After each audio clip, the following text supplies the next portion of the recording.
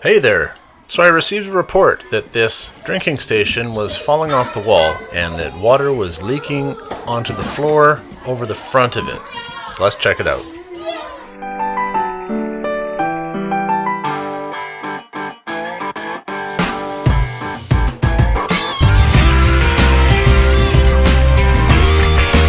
Buckle up for safety as I give you a day in the life of facilities maintenance. Before we do anything, let's shut off the water and pull the plug so we don't have any surprises.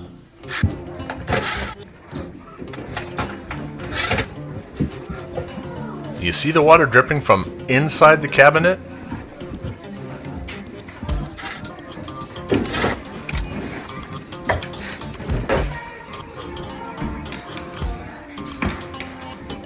Okay, so while it's falling off the wall because the installers used cheap plastic anchors and they didn't screw into studs, I'm going to say we have a bigger problem here with the way the drain tube was just stuffed into the drain.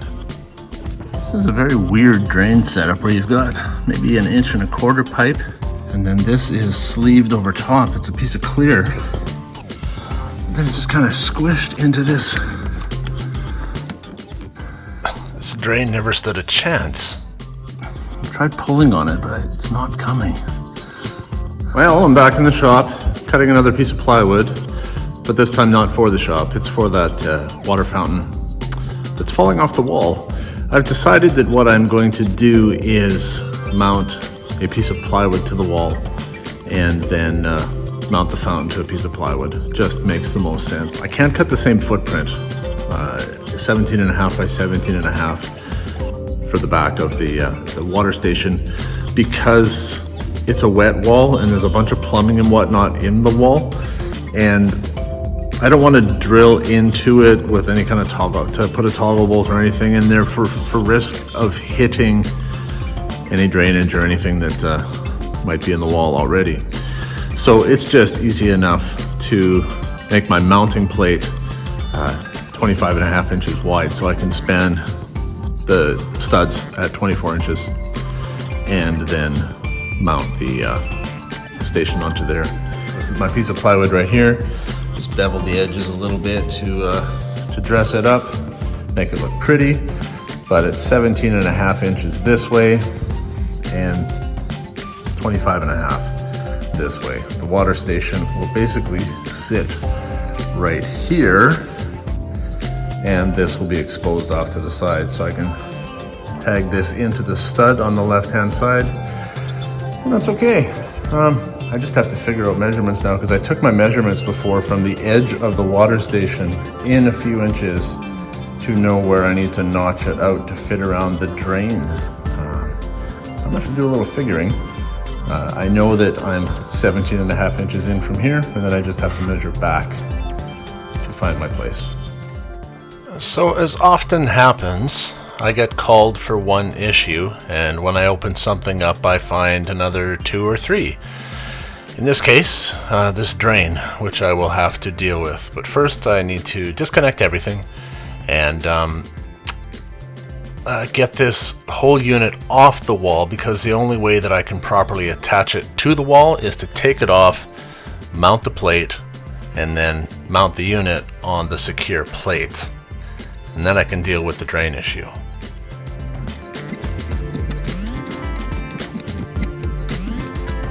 I finally figured out what I'm looking at here. This piece hooks over top of it. Problem is, to get it off, I can't lift this without first taking that off. Okay, I've got this loose, but I do believe I'm gonna have to take this out in order to get to probably one screw down the very bottom that's holding this from coming up.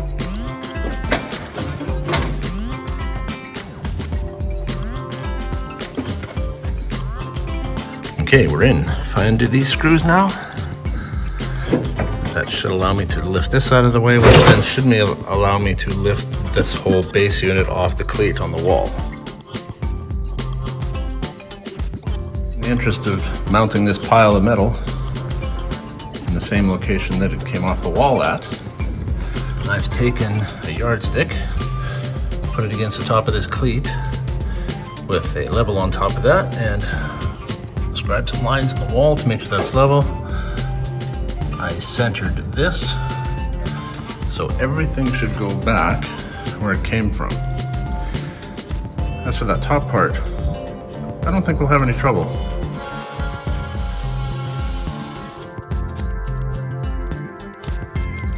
Okay, plates in the wall.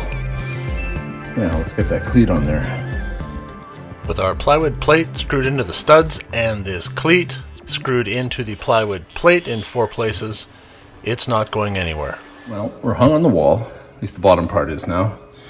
But before I start putting these things back together, because they're gross, I need to give them a bit of a wash.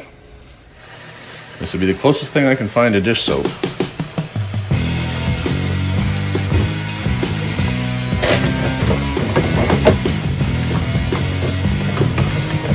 Well, I'm making progress. Got it back on the wall. But before I can button things back up, I have to address this incredibly amazing drainage situation that somebody actually did intentionally. I'm actually amazed, really. Because of the way they installed this, there's sideways pressure on the actual basin drain itself, and it never sealed onto the basin. Additionally, because of the way they stuffed it into the wall like that, into the wall drain, water was never going to go through that. With this kink right here, and then being folded in on itself and stuffed in there. I mean, all it would take is a Tic Tac to plug this thing. So, like I said before, this drain never stood a chance.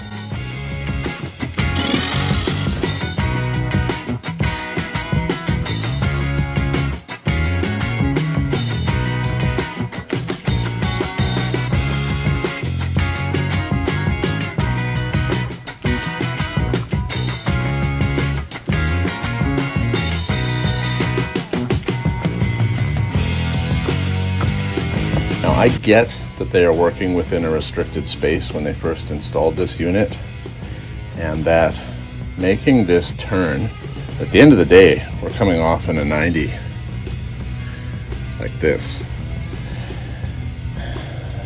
So even if we can allow for that kink, we have to improve this part here. I have to get rid of this. This is absolutely ridiculous.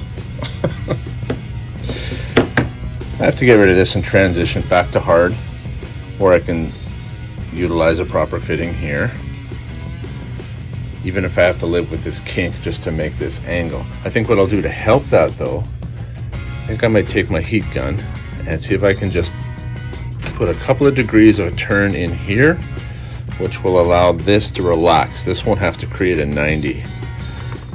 If I can do that, then this can clamp better as well. It's part of the problem with the leaking up here, and that rubber seal.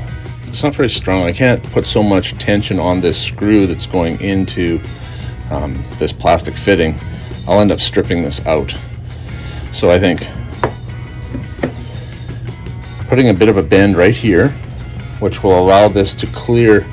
You can see where that's been scraping against the that metal cross piece. Yeah, if I can put a bit of a bend in here, just a couple of degrees, I take the pressure off of that crossbar that sits here.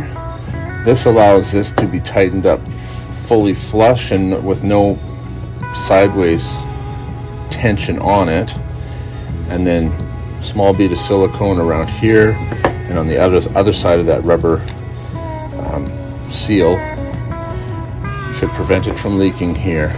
If I can relax this a little bit, get the water through here and transition to hard plastic here so I can actually use this compression fitting the way it normally should be used. Not like this. You should have a functioning drain. Okay, so clearly when I'm working through stuff like this, I'm a verbal processor and I talk through a lot of stuff, so thanks for your patience.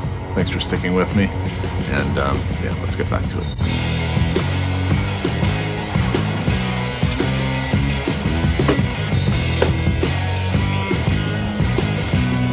This is amazing. I can get why they use this flexible piece of tubing, but this sleeves perfectly onto this tailpiece. So what I don't understand is why they didn't just put this on maybe this far, heat up and put a slight little bend in here, which would alleviate some of the pressure. It would reduce this kink, and then instead of all the work involved in trying to do this, which would never work. I mean, if you look in here, you can kind of see a little sliver of daylight in there. I mean, there's no way that this wasn't going to clog up. There's no way that this wasn't going to leak. So why not then get another piece of 1 1/4 and sleeve it into this end? Because then you can use a regular compression fitting into your drain in the wall. That's not going to leak. This isn't going to leak. This is going to be a relaxed enough corner so that it actually drains.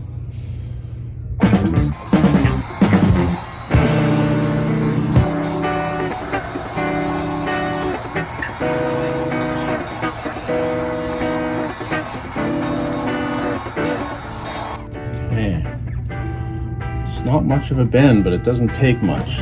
I'll show you what I've got. I had to be very careful. I didn't want to overheat it, because if I mess this up, this is a pretty unique piece and we're kind of pooched. But I think that should do the trick. Just kind of holding it to let it cool. See, it's just got a bit of a kick to it now. Just a few degrees, and that's all I think it will take to clear that crossbar and relax that kink in the clear tubing.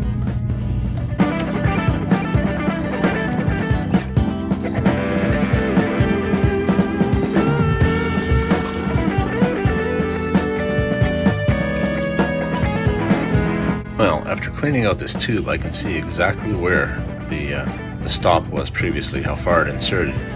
And so I want to cut it off after the bend now. So if I cut it off anywhere around here, that will be just fine.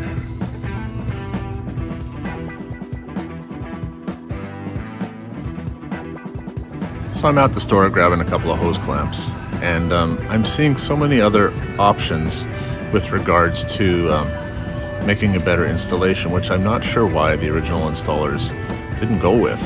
I mean, I'm doing this because I'm working with what I've got, and I'm not reinventing the wheel here, but look at this. Here we have a flexible piece that would fit right onto the tailpiece that's coming off the drain, which would give us some flexibility. Or we could turn a corner with this type of a compression fitting here. Or we could even use something like this and incorporate some of that clear tubing. I guess what I'm saying is that we had options, or they had options that they could have used instead of what they did. But with a piece of 1 1/4 in the slip joint fitting in the wall, and a slight bend at the tailpiece to relax this kink and take the pressure off the drain itself, that should work much better. And I've sealed that up there too, so that will no longer leak. Water's actually going down the drain. Imagine that. I'm not seeing any leaking at either end. So, I think we can consider this fixed and I can button it back up. Although I don't know if you learned anything. I mean, it's not often you work on water fill stations and figure out problems with those and try and sort them out. But hey, we had fun, right? Thanks for watching.